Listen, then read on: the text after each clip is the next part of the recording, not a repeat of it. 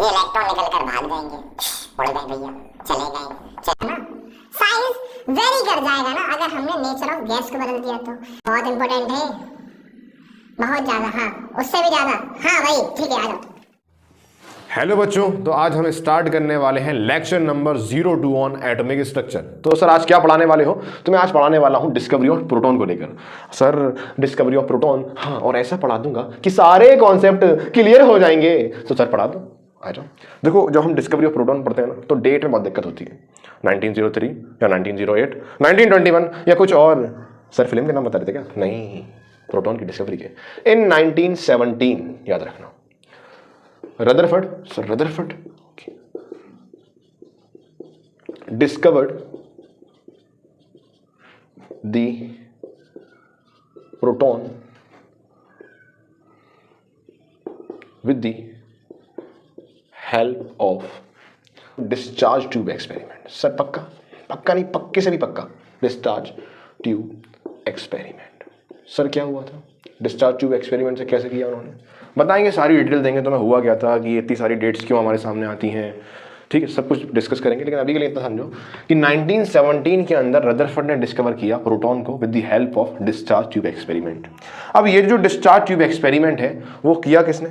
Discharge tube experiment करने वाले थे अर्नस्ट गोल्डस्टीन। तभी आपकी बुक्स में दो नाम आते हैं डिस्कवरी ऑफ प्रोटॉन को लेकर, एक ई गोल्डस्टीन और दूसरा जेम्स रदरफर्ड। तो हम सर किसकी माने? देखो, प्रोटॉन को डिस्कवर करने वाले तो रदरफर्ड हैं, लेकिन प्रोटॉन की एग्जिस्टेंस बताने वाले कि प्रोटॉन भी है वो है आपका अर्नस्ट गोल्डस्टीन। प्रोटॉन की एग्जिस्टेंस एक्चुअल में तो हमने बहुत पहले जान ली थी, 1986 के आसपास गोल्डस्टीन ने हमें बता दिया था। सर अच्छा, हाँ बता दिया था उन्होंने। देखो आओ देखते हैं हुआ क्या था। करें इसे रफ करें, आगे चलें। हाँ सर आगे चलो। हाँ, ये हमारा प्यारा सा एक कुत्ते बाहर वाले से बोल रहा हूँ, तुमसे नहीं बोल रहा। ये हमारा प्यारा सा तैयार है क्या? कुत्ते बाहर वाले से बोल रहा हूँ, तुमसे नहीं बोल रहा। ये हमारा प्यारा तैयार है डिस्चार्ज ट्यूब एक्सपेरिमेंट का सेटअप। तो आओ देखते हैं क्या होगा। भाई हमारे जो ई गोल्डस्टीन थे, कौन थे? यहाँ पर आ रहा नहीं आ रहा? देखो ई सर क्या? ई मतलब तुम्हें पता नहीं ई पे क्या होता है? ई मतलब अर्नस्ट गोल्डस्टीन जो थे, उन्होंने एक सेटअप तैयार किया था। ठीक है सर, किया। उन्होंने ऑब्जर्वेशन की थी कि जब तुम इलेक्ट्रॉन की डिस्कवरी कर रहे थे ना तो देख रहे थे कि कैथोड की तरफ से कुछ रेज आ रही हैं। उस वक्त ऑब्जर्व किया होता तो हमें दिखता कि एनोड की तरफ से भी कोई रे आ रही है। तो उन्होंने वही किया, देखा यार कि एनोड की तरफ से कुछ रेज आ रही थी जो इनविजिबल थी। क्या थी? जो इनविजिबल थी। ठीक है, याद रखना इस चीज को। और इन्होंने कैसी एनोड लगाई, वो कैसी कैथोड लगाई? परफोरेटेड, छेद वाली परफोरेटेड लगाई। और ये हिट करी किसको? फ्लूरेसेंट मटेरियल को। ये ग्लो किया। इसने बताया कोई आया। कौन आया? कैथोड रेज आई, वो एनोड रेज आई। कौन आई? Anode rays. लेकिन एनोड रेज बोला ही नहीं गया, इनको क्या बोला गया? केनाल रेज बोला किसने? हमारे गोल्डस्टीन भाई साहब ने। ठीक है सर, एनोड की तरफ से कुछ रेज आ रही थी जो जिंक सल्फाइड चिक के बता रहा था आ रही हैं। कौन सी रेज आ रही हैं? केनाल रेज आ रही हैं। फिर इसी रेस को हमने क्या बोला? एनोड रेज बोला। ठीक है सर, एनोड रेज बोला गया। और फिर वही सेटअप चेक किया गया, पैडल रखा गया बीच में, देखा भाई ये मैकेनिकल वर्क कर पा रही थी। इसका मतलब ये कैनाल रेज किससे बनी थी? पार्टिकल से बनी थी।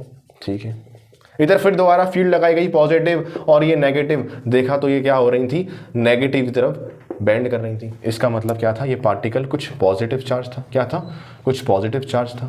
अब यहां तक कहानी कहां तक चली है? यहां तक कहानी ये चली है कि हमने ये जान लिया था कि भाई कोई पॉजिटिव चार्ज भी एग्जिस्ट करता है, लेकिन अभी ये नहीं जाना था कि उसका नाम प्रोटॉन है। 1917 में इसको नाम प्रोटॉन रखा गया था। तो गोल्डस्टीन ने एग्जिस्टेंस बता दिया कि भाई हमने इसको केनाल रेज बोला, तुमने इसको एनोड रेज बोल दिया, कोई दिक्कत नहीं है, चल जाएगी। और हमने ये देखा ये पार्टिकल से बना है, पॉजिटिव चार्ज है। बाद में इसका नाम किसने दिया है? हमारे रदरफर्ड जी ने दिया है। क्या नाम दिया है? प्रोटॉन नाम दिया है। तो ये पार्टिकल कुछ और नहीं क्या था? प्रोटॉन था। याद रखना। अब तुम्हें इस अरेंजमेंट में क्या और याद रखना है? इस पूरे सेटअप के अंदर क्या याद रखना है? इसे बोलते हैं हम vacuum pump. Sir vacuum pump क्या हो गए? जे क्या हो गए सर? ये वैक्यूम पंप होता है जो हमारे प्रेशर को मेंटेन रखता है, याद रखना। और हमने इसके अंदर हाइड्रोजन गैस को फिल किया विद वेरी लो प्रेशर, जिस तरीके से हमने इलेक्ट्रॉन में किया था, 0.01 मिली मर्करी mg। मिली मरकरी Hg, सॉरी, हाँ हाँ ठीक है, और हाई वोल्टेज सप्लाई दिया इसको, ठीक है सर। तो ऐसे डिस्कवरी हुआ है प्रोटॉन का, हाँ ऐसे डिस्कवरी हुआ है, समझ गए हो ना। प्रोटॉन को डिस्कवर रदरफोर्ड ने किया है, लेकिन प्रोटॉन की एग्जिस्टेंस बताने वाले कौन थे? अर्नस्ट गोल्डस्टीन थे, ठीक है सर। दोनों का योगदान हमें क्लियर हो गया। लेकिन ये याद रखना, डिस्कवरी ऑफ प्रोटॉन जब हुई ना, तो यहाँ पर जो गैसेस का नेचर था बहुत एक इंपॉर्टेंट रोल है इसका, नेचर ऑफ गैस का। अब नेचर ऑफ गैस का इंपॉर्टेंट रोल क्यों है? तो लाओ तो मैं अच्छे समझाता हूँ कि प्रोटॉन के अंदर जो प्रोटॉन बनाने वाली एनोड रेज होती हैं, उनका साइज शेप डिपेंड करता है नेचर ऑफ गैस पर। अब वो कैसे करता है, मैं 1 मिनट दो समझा दूंगा सर, पक्का 1 मिनट। 1 मिनट बोला है तो 2 लग सकते हैं, याद रखना, वादा किसी से करता नहीं हूँ, ठीक है। तुमने भी किया था, तुमने भी तोड़ दिया, आ जाओ चलें आगे, आ जाओ।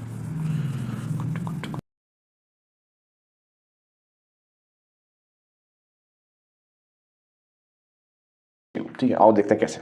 देखो एक चीज़ हमेशा याद रखना, अगर मान लो ये हाइड्रोजन है और मान लो ये हीलियम है, ये हीलियम है, ये हाइड्रोजन है, ठीक है सर,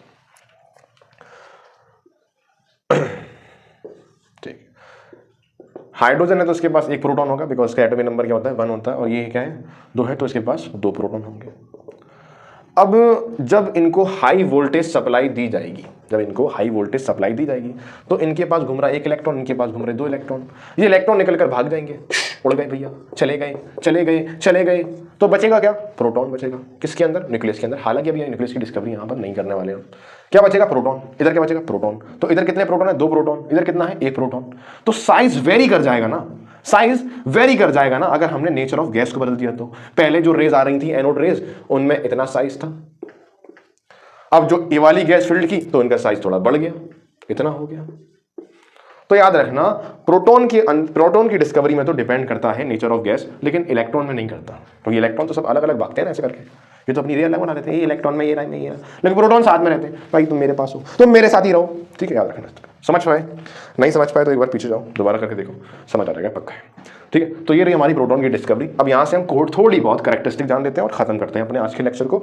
आ जाओ, इस तरफ कर रहा हूँ मैं, बहुत इंपॉर्टेंट है, बहुत ज़्यादा, हाँ उससे भी ज़्यादा, हाँ भाई ठीक है, आ जाओ।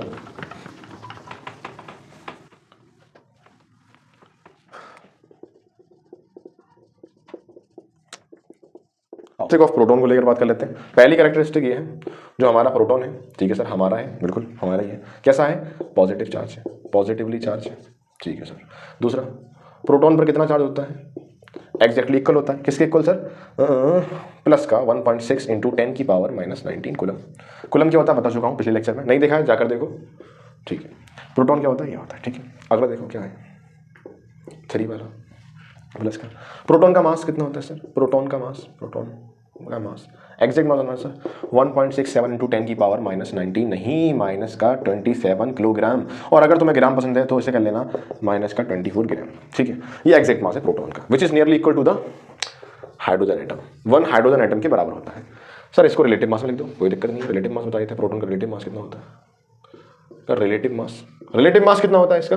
1 हाइड्रोजन के एटम के बराबर होता है। वो कौन सा? प्रोटियम। किसके बराबर होता है? प्रोटियम वाला हाइड्रोजन।